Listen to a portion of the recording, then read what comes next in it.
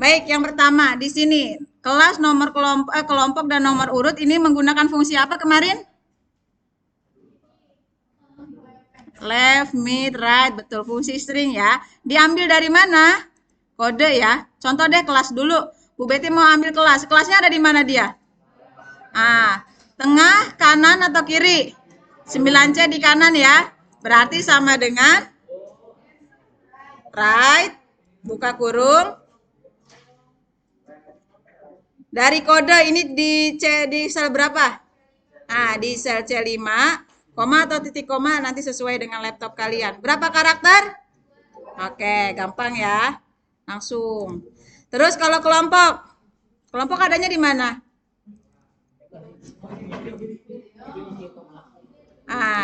Kelompok itu ada di sini, kiri, tengah, kanan. Tengah, kiri, kanan. Kiri ya, berarti sama dengan left, buka kurung. Teksnya yang mana mau dipecah?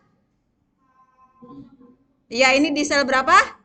C5. Nanti nih waktu US kalian akan minta tulis begini. C5 titik koma. Berapa karakter? 3. Kenapa 3? Nah, K01 3 karakter, betul, enter.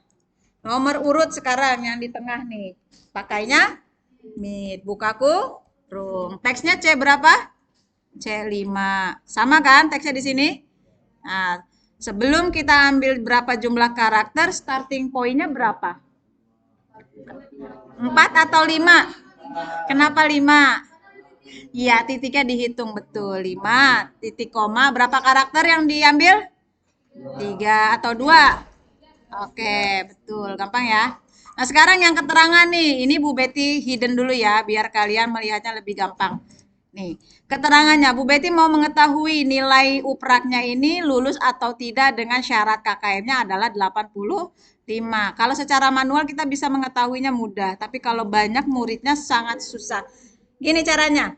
Sama dengan if buka kurung. Masih ngelag gak? Ya, tungguin. Udah? Nah, sama dengan if itu kan jika ya, buka kurung. Logical test maksudnya apa? Syaratnya gimana? Yang mau ditentukan dia lulus atau tidak berdasarkan apa? Nilai kan? Berarti nilainya kita bandingin sama KKM. Berarti nilainya ada di sel berapa? E5. Nih lihat ya. Kalau nilai E5 ini ya lebih besar sama dengan 85. 85 dari mana nih? KKM. Paham? Ya. Maka titik koma atau koma sesuai dengan laptop kalian. Kondisi benarnya apa? Dia lulus atau tidak? Nah, kondisi benarnya kalau terpenuhi itu lulus. Nah, karena di sini lulus adalah huruf, maka kalian harus mengawali dan mengakhiri dengan kutip 2. Awalnya kutip, di akhirnya kutip. Paham? Belum. Ini baru kondisi benarnya kalau terpenuhi. Kalau tidak terpenuhi, titik koma. Apa?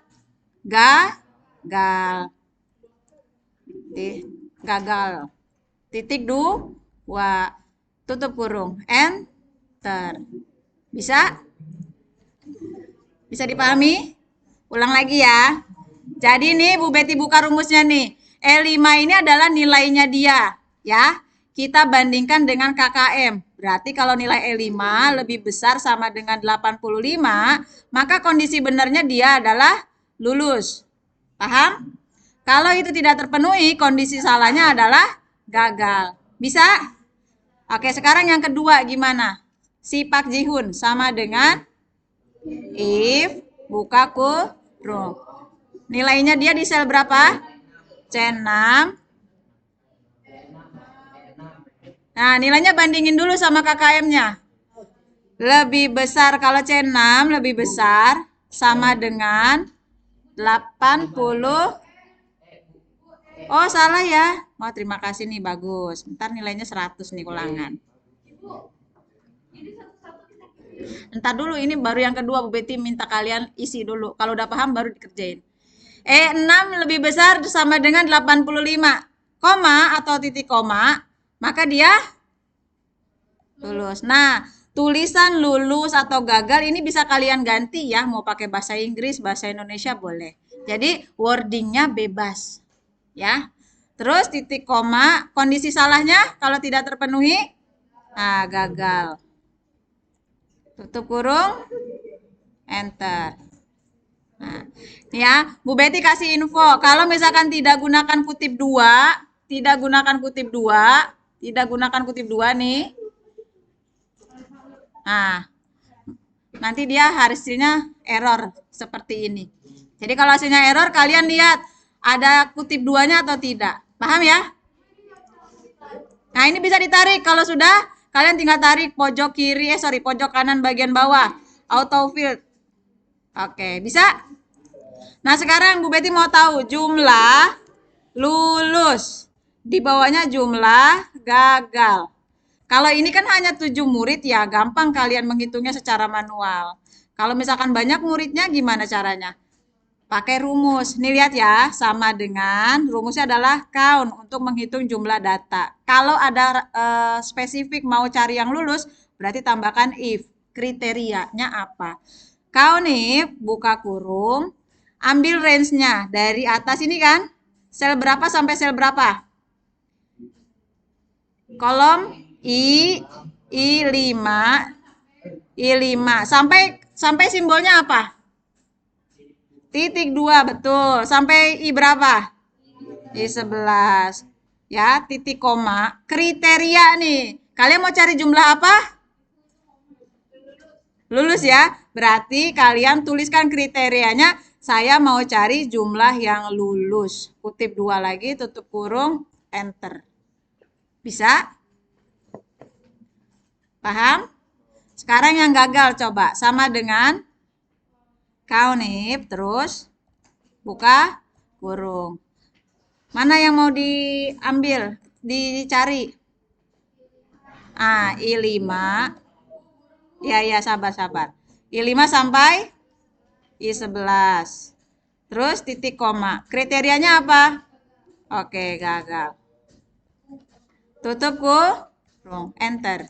Paham? Oke, Bu Betty record, nanti Bu Betty upload. Nah, sekarang kalau ini sudah, ada yang mau ditanyakan dulu sebelum Bu Betty maju? Cukup ya? Jelas ya?